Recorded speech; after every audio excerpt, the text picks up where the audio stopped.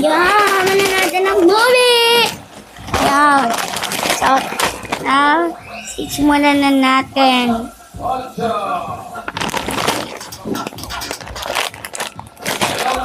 Lakas na naman natin.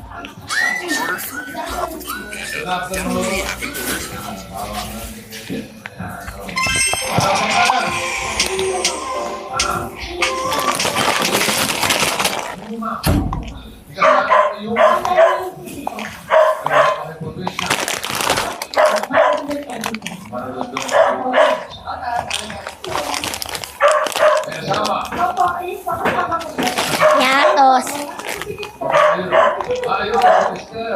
Ito sa kanya po na ano na hindi ako siya lumagpas.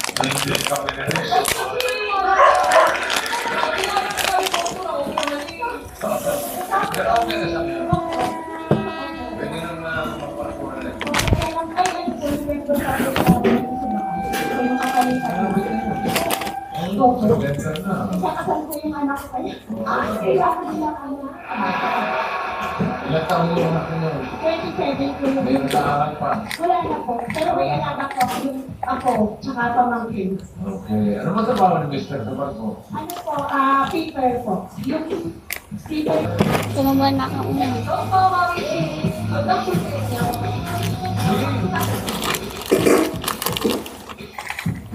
Jin, ito mo ba mangyayari? Opo. Wow. Parang nung naging happy ko kayo, Ate Jean, eh. Parang sabi niya na, hindi na ako.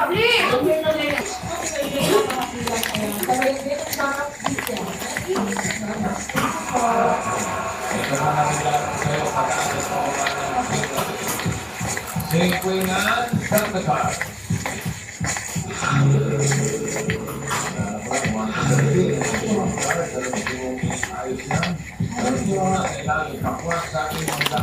Pakwan po. Tapos po,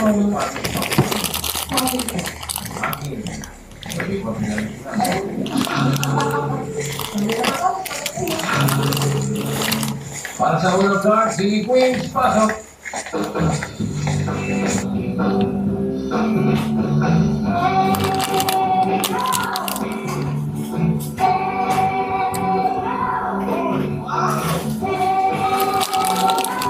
PM na pala ng gabi.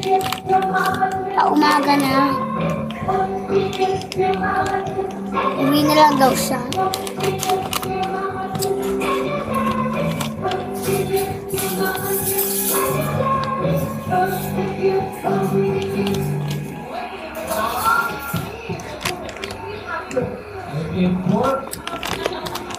Import ang masiling Queens that you are...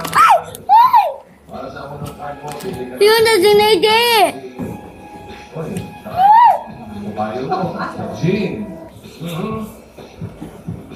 Si Sam. Ako ko. Ha? Lasing na hindi. Casey. Sama niya si Momo. Sabi ng pagpaga ng buhok. At si Eunice. Sama niya si Momo, guys. Alam ko lang. Grabe, kasama niya si Momo. Momo rin ba? Okay, Jean. Tumayo. Ito na lang story. Ihating ng pagkakilala niya at kanento ito. Ito sa loob ni Julian na nagpapagsa. Ganto ako Dahil lang. buwan na ng Saan? Nobyembre at hindi ko alam kung ma-upload ito Sa... araw ng Sa movie namin paglaki Gusto ko. ko lang pag-usapan Kaya natin tagal mo movie. tuwing may lamay ang tungkol. Kaya nag-research ako sa internet kung ano-ano ba ang mga pamahiin tuwing may lamay ang tungkol. Ayon sa post ng Philippine Old Photos Collection, nabasa ko sa kanila, masama daw ang pagwalis ng bahay habang hindi pa naililinis ang patay. Kasi maaaring may malaga sa miyembro ng pamilya. So sa mga pupunta ng lamay dyan, huwag kayong magkalat doon para hindi sila matempalisin kung makakalat doon, diba? Kapag nagliligpit daw ng mga plato, bawal itong pagpatong-patungi dahil baka magkasunod-sunod ang mamamatay. Shit! Kaya pala kapag pumupunta ako sa ibang lamay, paper plate yung gamit nila para diretso na sa basurahan. Hindi na kailangan ilipit. Pero paano kaya kung nagpapapakit ng paper plate sa basurahan? Shit! Bawal daw maligo at mag-supply ang pamilya ng namatay sa burol. Pwede din naman na makiligo sa ibang bahay ang mga miyembro ng pamilya, basta wag lang sa kanilang mismong bahay. Hindi nilagay dito ang dahilan, pero siguro para hindi dalawin ng patay. Tama ba ako, guys? Dapat may sariling upuan ang iniwang asawa ng namatay at bawal ito upuan ng iba. Ang paniniwala ng matatanda, kapag umupo ang isang taong may asawa sa upuan ng balo, hindi magtatagal mamamatay din ang asawa niya. Grabe! Paano kung hindi niya sinasadya na umupo doon? So sa mga naniniwala sa pamahiin na to, palagay po note na yung upuan na yun para lang dun sa asawa ng namatay. Baka kasi may magkamaling umupo doon, kawawa naman. Huwag mag-uwi ng pagkain galing sa hinanda sa namatayan dahil may iuwi daw ang malas. Potek yan, naalala ko yung mga pagkain na inuwi ko ng mga pinuntahan kong lamay. Kaya pala minsan napapatanong ako sa sarili ko, puro kamalasan na lang ba nangyayari sa buhay ko? Pero sa amin naman kasi guys, okay lang mag-uwi ng pagkain. Ewan ko lang paano sa inyo kasi iba-iba naman tayo ng paniniwala. Kung buntis, bawal dumungaw sa patay. Dahil mahihirapan daw itong mga anak at pwedeng mamatay din ang bata habang nasa sinapupunan. Grabe, nakakatakot naman. Tanungin ko nga si mama ko kung dinala niya ba ako sa lamay no. Iwasang matuluan ng lupa ang salamin ng kabaong ng namatay. Mahihirapan daw umakyat sa pangalawang buhay ang espiritu ng patay.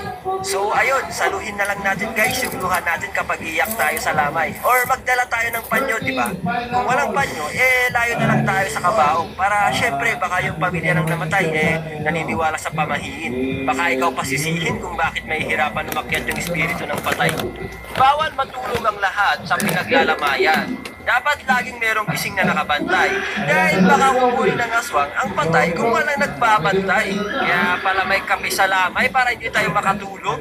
Pero ngayon ko lang narinig to may ganito pala, nangunguha pala mga aswang ng patay na. Pwede kaya yun, magsabit ng bawang sa lamay kung may gantong pamahiin. Kasi di ba, takot yung mga aswang sa bawang. Ang barya na abuloy para sa patay ay bawal ibuhos mula sa lalagyan at bawal din mag-ingay sa pinaglalagyan. Bakit kaya? Paki-comment nga guys kung bakit hindi pwede ibuhos at may nais sa barya. Bye na guys.